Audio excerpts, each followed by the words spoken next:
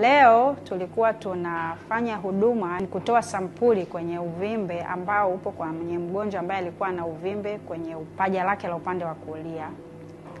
Sampuli hiyo tumeitoa kwa kutumia vifaa maalum, sindano ambazo zinaitwa biopsy coaxial guns. Tumetumia ultrasound kuingiza sindano kwenye ule uvimbe na kutoa sampuli kadhaa.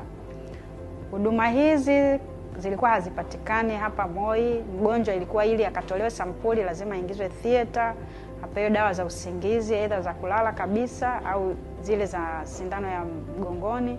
Lakini kwa sasa mgonjwa anaweza kutolewa sampuli akiwa macho kabisa, tukiwa tunazungumza naye kwa kutumia dawa ya ganzi ambayo inakuwa allocated sehemu hiyo ambayo tunachukua sampuli. Kiachana na kuchukua hiyo sampuli, kuna huduma nyingine ambazo tutaendelea kuzitoa, kwa mfano kutoa usaha kwenye matumbo, mgongoni kwa kupitia kitundu kidogo bila kupasua. Sampuli ambayo tumechukua kwa kutumia hiyo sindano maalum na mtambo wa ultrasound ni hii hapa. Kwa mgonjwa tutamkabidhi, ndugu zake wataipeleka maabara kuu kwa ajili ya kufanyiwa uchunguzi na kujua uvimbe huo ni nini hasa. Huduma hizi kwa wagonjwa wote wanaokuja taasisi yetu ya Moi zinapatikana hapa idara ya radiology siku zote za wiki. Huduma hizi za kutibu kwa kutumia utaalamu wa radiology zina faida kadhaa wa kadha. Kwa hiyo nitataja tu chache.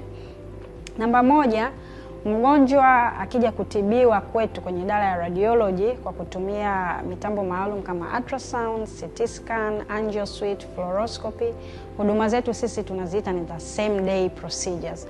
Kwa hiyo mgonjwa atakuja, tutamfanyia huduma na atarudi nyumbani siku hiyo hiyo. Tunafanya huduma hizi kwa kupitia kitundu kidogo sana, less than 1 mm. Kwa hiyo mgonjwa anakuwa hana kidonda.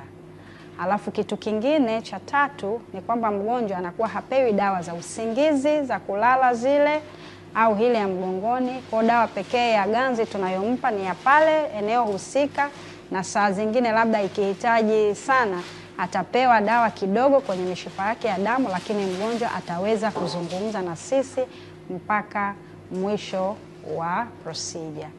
Alafu kingine, huduma zetu hizi gharama yake ni nafuu ukikompea na mgonjwa atakapoingia tunaita ile main theater.